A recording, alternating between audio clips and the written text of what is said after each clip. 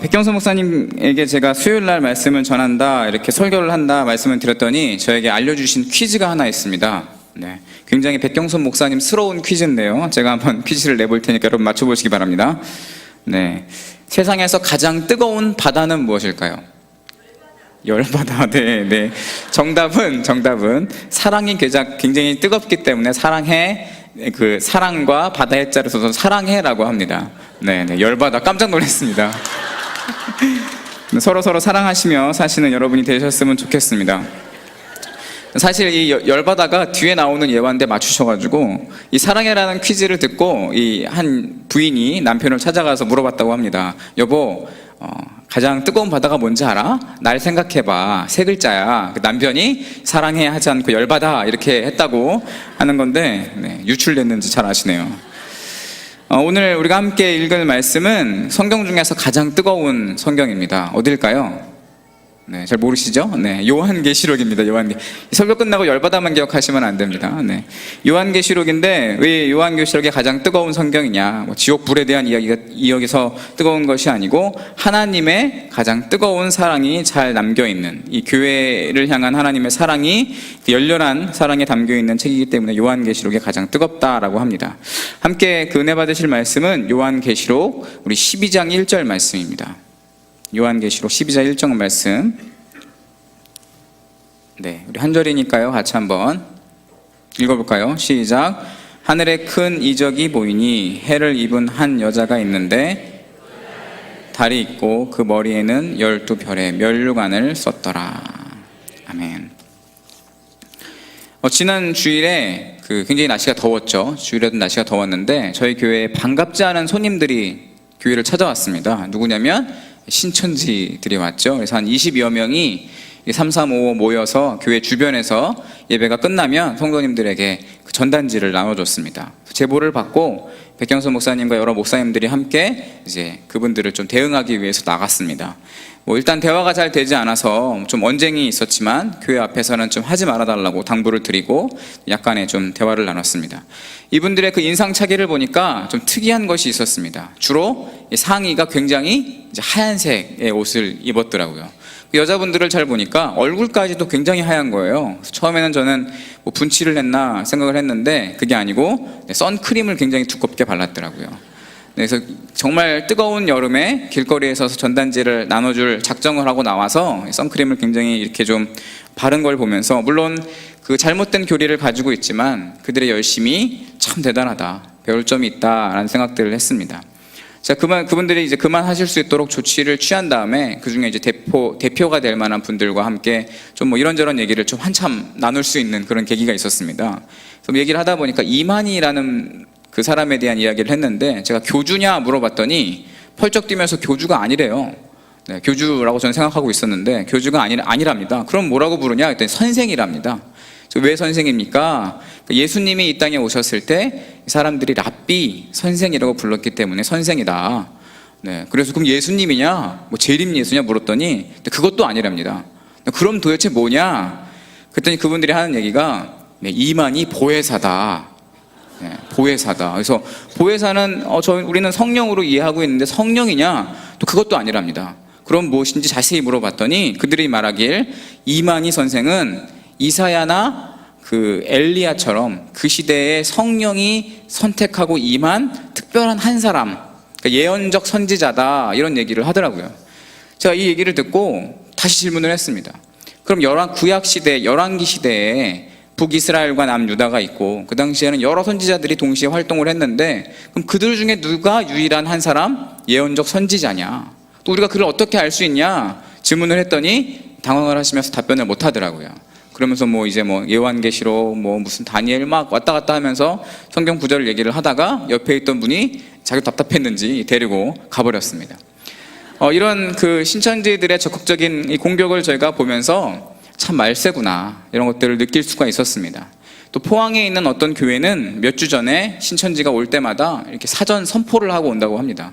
사전 공개를 하고 마치 무슨 체육관 도장 깨기를 하는 것처럼 이렇게 집단으로 포교 활동을 한다는 얘기를 들었습니다.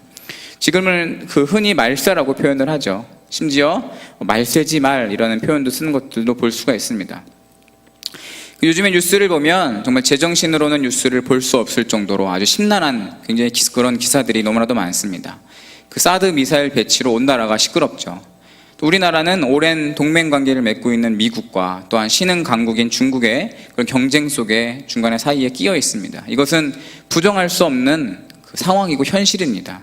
그런데 이런 안타까운 것은 무엇이냐면 이런 현실 속에서 대응하는 우리의 모습이 그 국론을 하나로 모으지 못하고 있다는 것이죠. 또 이로 인해서 이념이 갈등이 생기고 또 지역 갈등, 세대 갈등이 더욱 심화되는 것들을 보면서 안타까운 마음이 듭니다. 북한 주민들은 지금도 극심한 굶주림 속에 있지만 또한 북한 조직은 붕괴의 조짐이 보이고 있지만 끊임없이 미사일을 발사하고 또 최근에는 일본 영해까지 미사일을 쏘아서 문제가 됐습니다. 일본은 이에 대응하기 위해서 다시 한번 일본 영해에 미사일이 넘어올 경우에 즉시 파괴하겠다라고 하는 의사를 밝혔습니다. 우리나라를 침략했던 일본은 급격히 우경화되고 있고 그래서 전쟁이 가능한 나라로 변하고 있습니다. 우리 국토에서는 매년마다 1년 12개월 중에 10개월 이상 한미연합훈련을 하고 있습니다. 중국과 북한, 또 미국과 그 일본 이런 주변 국가의 관계 속에서 우리는 한 치 앞도 내다보기 어려운 상황이고 한반도는 일촉즉발의 상황 속에 놓여 있습니다. 이런 어려운 상황 속에서 우리의 사회상은 어떻습니까? 계속 신문을 보면 계속되는 검찰 비리 사건, 또 고위공직자의 부패, 또 그들의 잘못된 발언, 또 한국을 대표하는 기업 회장의 성매매 동영상 유포라든지 또 우리나라 10대 그룹이 드는 L그룹의 6천억대 세금 탈세, 또 불법 비자금 조성, 또 연예인 화가의 대장 논란, 또 국회의원의 윤리도덕적인 문제, 또 최근에 어젠가요 뉴스에 난 걸 보니까 부모의 길을 포기하고 하룻밤을 이렇게 즐기다가 아이를 살해하고 유기한 여자의 이야기, 또 로또 당첨되자 노부모를 몰래 버리고 도망치고 또 부모가 집에 찾아오자 가택 침입죄로 신고해버리는 그런 엽기적인 아들들의 이야기가 신문을 통해서 우리는 알 수 있습니다. 어느 곳 하나 정상적인 곳이 없어 보입니다. 사회 분야 중에 문제가 없는 곳을 찾아보기가 어려울 정도입니다. 이런 총체적인 부패한 사회를 들여다보면서 우리는 이런 탄식밖에 나오지 않습니다. 이 세상에는 소망이 없구나. 이 땅에는 희망이 없구나. 그렇다면 기독교 교회는 어떨까요? 최근에 국민일보에 실린 기사를 보니까 6천여 회의 간증과 강의를 하고 여러 권의 책을 발간해서 히트를 쳤던 한 스타 강사 목사님이 모두 학력과 경력이 모두 거짓이라고 밝혀졌습니다. 최근에 또한 그 유명 기독교 청소년 단체의 목사님이 오랜 시간 어린 제자와 부적절한 관계를 맺었다라고 하는 신문 기사를 본 적도 있습니다. 그동안 목회자의 이런 그 문제들이 기사화되면은 정말 소수의 사람들이라고 치부해버렸습니다. 확대하지 말아라, 일반화하지 말아라 이렇게 얘기했지만 그러나 이제는 그 소수가 너무나도 많아져서 감출 수 없는 우리의 민낯이 되었습니다. 그렇습니다. 우리는 희망이 없는 세상을 살고 있습니다. 소망이 없는 그런 세상을 살고 있습니다. 사회는 너무나도 빨리 변하고 있고 악해지고 있습니다. 또 교회는 세상의 구원의 방주의 역할을 해야 하는데 그 역할을 잘 감당하지 못할 것만 같습니다. 이런 암울한 현실 속에서 우리는 과연 어떻게 살아가야 할까요? 성경은 우리에게 무엇을 이야기하고 있을까요? 우리가 읽었던 요한계시록에서는 그럼에도 불구하고 이 땅의 유일한 소망은 교회뿐이라고 말하고 있습니다. 우리가 읽은 본문 요한계시록은 아직까지도 우리에게 소망이 남아있다고 말하고 있습니다. 오늘 우리가 그 읽은 본문을 그 12장 1절 말씀, 상반절 말씀을 다시 한번 살펴볼까요? 네, 이렇게 시작합니다. 하늘에 큰 이적이 보이니. 계시록을 쓴 요한은 하늘을 바라봅니다. 그리고 하나님이 보여주신 큰 이적을 보았습니다. 이 큰 이적을 보았을 때의 요한의 상황은 우리와 크게 다르지 않습니다. 아니 어쩌면 더 극심한 핍박과 고난 중에 있었습니다. 로마 제국이 황제 숭배를 거부한 그리스도인들을 얼마나 잔인하게 대했는지 제가 여러분께 설명하지 않아도 잘 알고 계실 것입니다.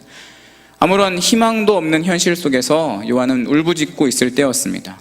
그때 하나님께서 요한을 찾아와 밤모섬에서 유배 중인 요한에게 하나님께서 큰 이적을 보이셨던 것입니다.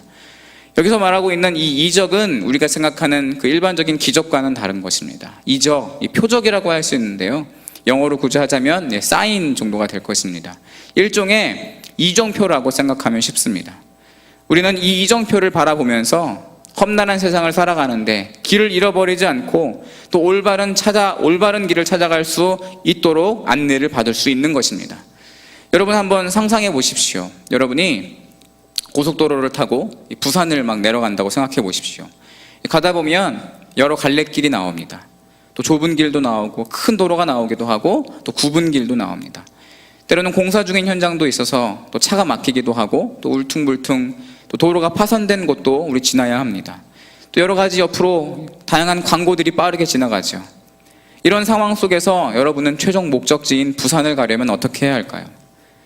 잠시 라디오를 들을 수도 있습니다. 잠시 딴 생각을 할 수도 있고 또 휴게실에 들려서 식사를 할 수도 있을 것입니다. 어쩌면 어떤 차는 타이어에 펑크가 나서 잠시 멈출 수도 있고 지체할 수도 있습니다. 그렇지만 여러분 결코 놓치지 않아야 할 한 가지는 눈을 들어서 저 앞에 있는 그 부산이라고 적혀있는 큰 표지판인 것입니다.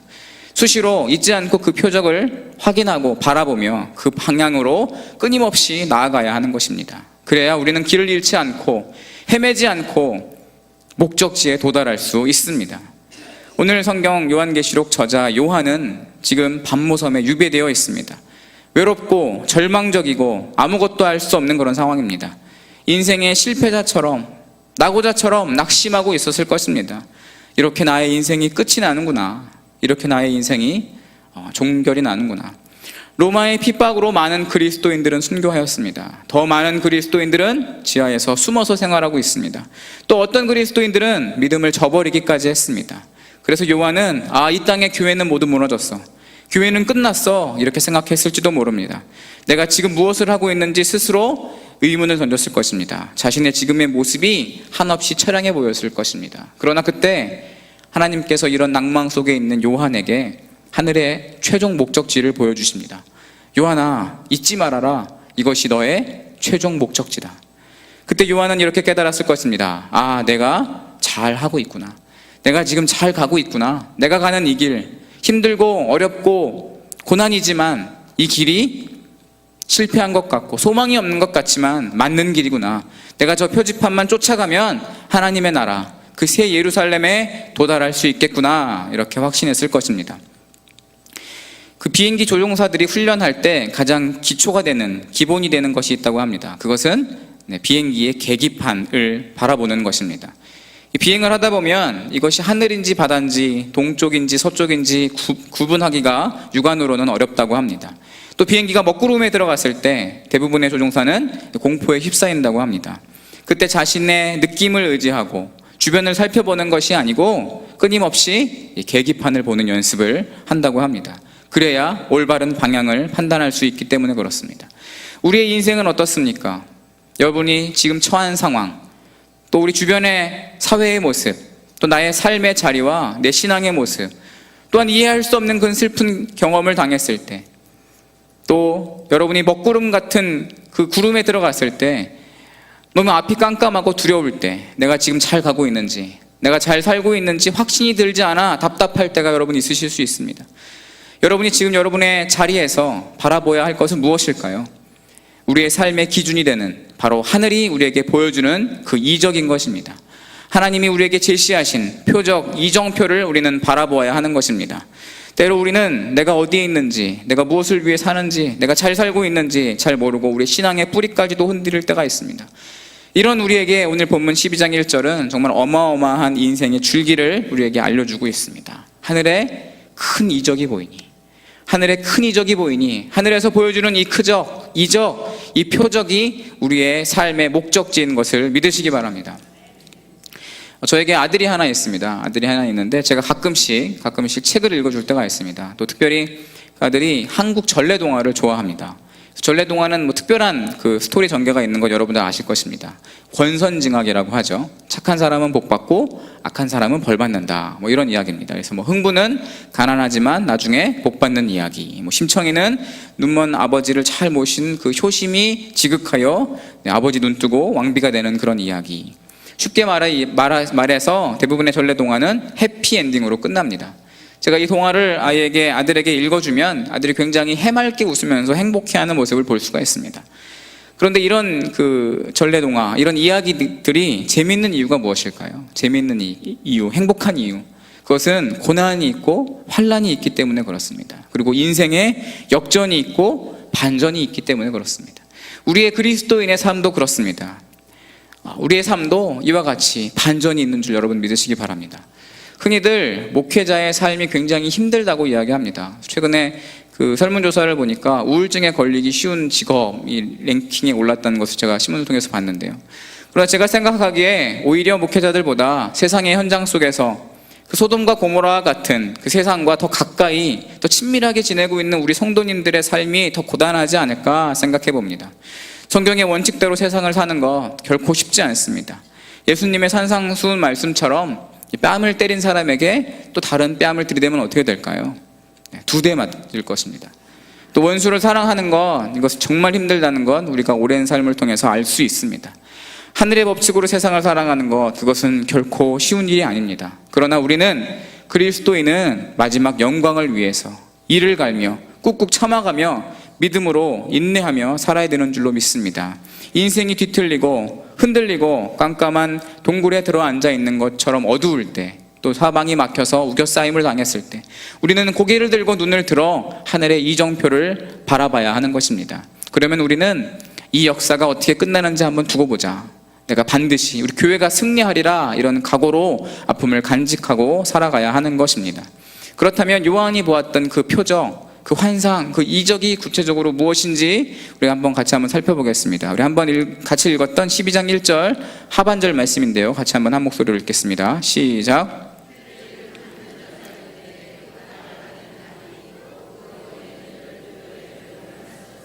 아멘. 해를 입은 여자, 이 여자는 전통적으로 하나님의 백성, 즉 교회를 상징합니다. 잘 아시는 것처럼 교회는 교회당 건물이 아니죠. 네, 교회는 성도님들의 모임, 성도님들 한 사람 한 사람을 이야기하는 것입니다. 저는 여자가 처음에 이제 해를 입다라는 그 표현을 봤을 때 이제 해를 입다, 공격을 당했다, 뭐 상처를 입었다, 이렇게 해석이 되는 줄 알았습니다. 그런데 그것이 아니고 여기서 말하고 있는 해는 태양을 이야기합니다. 태양으로 옷을 입었다라는 뜻입니다. 그리고 발 안에는 무엇이 있습니까? 달이 있습니다. 그리고 머리에는 12개의 별로 만든 면류관을 쓰고 있는 것입니다. 이 모습이 바로 요한에게 하나님이 하늘에서 보여주신 하나님의 백성, 교회의 모습이며 최종 목적지고 우리의 결과와 결론인 것입니다. 옷이 날개라는 말이 있죠. 멋진 옷을 입으면 사람이 멋있어 보입니다. 제 아내가 저에게 종종 이런 말을 합니다. 당신은 옷이라도 잘 입어야 돼, 이런 말을 합니다. 제가 이게 무슨 말인지 굳이 설명해 드리진 않겠습니다. 군복을 입으면 무엇이죠? 네, 군인이죠. 또 흰색 가운을 입으면 의사와 간호사입니다. 어떤 옷을 입는지가 그 사람의 신분을 이야기하고 그 사람이 누군지를 말해주고 있습니다. 중세시대 때는 옷의 염료를 만들 때 조개에서 채취했다고 합니다. 근데 유독 이 보라색이 채취하기가 어렵고 희귀해서 보라색은 귀족들만 입는 값비싼 그 옷의 색이었다고 합니다.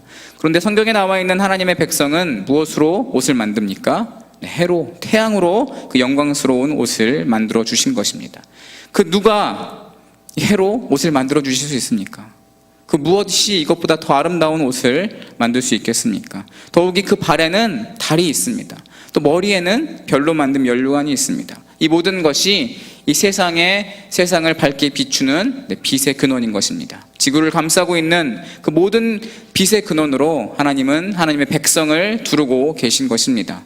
요한이 밤모섬 유배지에서 홀로 외로움과 배고픔과 아픔과 슬픔 속에 있을 때 하나님이 보여주신 바로 이정표가 이것입니다. 지금은 비록 교회가 환난 속에 있지만 그 끝은 반드시 창대할 것입니다. 그 무엇도 해할 수 없는 반드시 승리하는 영광의 빛으로 옷과 발과 머리에 두르고 있는 교회의 모습을 보여주시고 약속하셨습니다. 하늘의 이적을, 하늘의 표적을 바라보십시오. 저 여러분이 요한이 보았던 그 환상을 모두 보실 수 있기를 간절히 소망합니다. 태양으로 옷을 입고 달을 신발 삼고 별의 면류관을 쓴 교회의 모습, 여러분들 상상해 보십시오. 그 누가 눈이 부시도록 그 빛나는 태양의 옷을 입히실 수 있겠습니까? 그 누가 아름답고 풍성한 달 위에 우리를 세우실 수 있겠습니까? 그 누가 어두운 세상을 비추는 별로 면류관을 만들어 우리의 머리에 씌우실 수 있겠습니까? 그것은 하나님 한 분밖에 없습니다. 하나님은 이처럼 우리를 사랑하고 계시는 줄로 믿습니다. 반드시 이기는 자, 승리하는 자가 돼서 하나님께서 약속하신 새 예루살렘, 하나님의 도성, 그 영광의 나라의 주인이 되시기를 간절히 소망합니다. 제가 좋아하는 한 여자 가수가 있습니다. 네, 어머니는 한국 분이고 그 가수의 아버지가 흑인 미국인이었습니다. 흑인 미국인이었기 때문에 굉장히 좀 많이 놀림받고 자랐던 그런 가수입니다. 근데 그 가수가 불렀던 노래 중에 이런 가사가 나옵니다. 2번 넘어지면 3번 일어나 절대 포기하지 않지. 5번 쓰러지면 6번 돌아와 조금만 더 가면 돼. 포기하지 않지. 7전8기 내 인생 끝까지 가볼래. 까만 얼굴에 곱슬머리로 어린 시절을 보냈던 힘든 20대를 기억하면서 부른 노래입니다. 7전8기 내 인생 어떻게 한다고요? 네, 끝까지 가볼래. 우리가 끝까지 가야 하는 이유가 무엇일까요? 우리가 끝까지 갈 수 있는 그 힘, 원동력은 어디서 나올까요? 바로 하나님께서 우리를 위해 약속하신 그 소망과 희망인 것입니다. 2번 넘어지고 3번 쓰러지고 7번 실패해도 다시 한번 일어나서 맞서 싸우고 다시 달려가야 하는 이유가 여기에 있습니다. 이 시대의 유일한 소망은 교회이기 때문에 그렇습니다. 이 시대의 유일한 희망은 교회이기 때문에 우리는 다시 한번 일어나서 달려가야 하는 것입니다. 한 심리학자는 그 성경에 나오고 있는 노아를 이렇게 이야기합니다. 홍수 심판을 경험한 이후에 노아는 극심한 불안과 또 두려움으로 정상적인 생활을 하기 어려웠을 거다. 트라우마에 시달렸을 거다. 이렇게 얘기합니다. 그래서 노아가 밖에서 이제 비만 오면 과거의 그 홍수 심판을 기억하면서 굉장히 좀 두려웠을 것이다. 이런 이야기를 하는 것을 제가 본 적이 있습니다. 그러나 우리가 잊지 말아야 할 것이 있습니다. 잊지 말아야 할 것은 무엇이냐면 그 먹구름 뒤에 하나님께서 무지개를 준비하셨다는 것입니다. 아무리 큰 비가 와도 다시는 내가 너희를 물로 심판하지 않겠다라고 하는 그 하나님의 약속과 그 징표, 무지개를 숨겨놓으셨기 때문에 노아는 두려워하지 않고 그 앞에 당장에 먹구름이 있었지만 그 삶을 개척해 나갈 수 있는 것입니다. 우리의 현실이 먹구름 속에 있다 하여도 반드시 교회는 승리한다는 약속의 말씀을 붙잡는 저와 여러분이 되기를 간절히 소망합니다. 마지막으로 요한계시록 11장 15절 말씀을 제가 한번 읽어보겠습니다. 요한계시록 11장 15절 말씀은 이렇게 이야기합니다. 세상이 우리 주 그리스도의 나라가 되어 그가 세세토록 왕노릇 하시리라. 아멘. 우리는 이제 내가 속히 오리라 라는 주님의 말씀을 믿고 아멘 주여 주여 어서 오시옵소서 기대하며 살아가는 저와 여러분이 되기를 간절히 소망합니다. 자, 같이 한번 기도하겠습니다.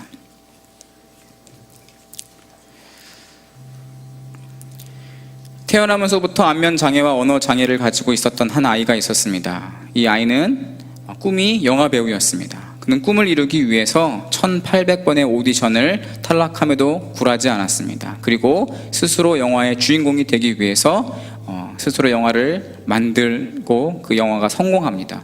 그 영화의 제목은 로키라는 영화입니다. 그리고 그 배우는 실버스타 스텔론입니다. 그는 우리에게 이런 말을 남겼습니다. 나에게 아직 한 방이 남아있다. 그리고 끝나기 전까지 아직 끝난 것이 아니다. 사랑하는 여러분, 끝나기 전까지 아직 끝난 것이 아닙니다. 주 예수께서 왕으로 다시 오실 그때에 우리 교회는 반드시 승리할 것입니다. 그 승리의 날을 기억하시기 바랍니다. 지금도 살아계셔서 역사하신 하나님의 신실하심을 의지합니다. 하나님의 교회를 향한 뜨거운 사랑을 기억합니다. 하나님의 교회를 통한 완전하신 계획하심을 믿습니다. 우리 중앙의 모든 성도들이 하나님의 약속을 붙잡고 끝까지 승리하는 믿음의 사람 다 되게 도와주시옵소서. 이제는 우리 주 예수 그리스도의 은혜와 성령님의 감화 감동 내주 역사하심과 하나님의 뜨거운 사랑이 오늘 말씀을 듣고 승리를 다짐하는 중앙의 모든 권속과 교회 위에 이제로부터 영원토록 함께 하시기를 간절히 축원하옵나이다. 아멘.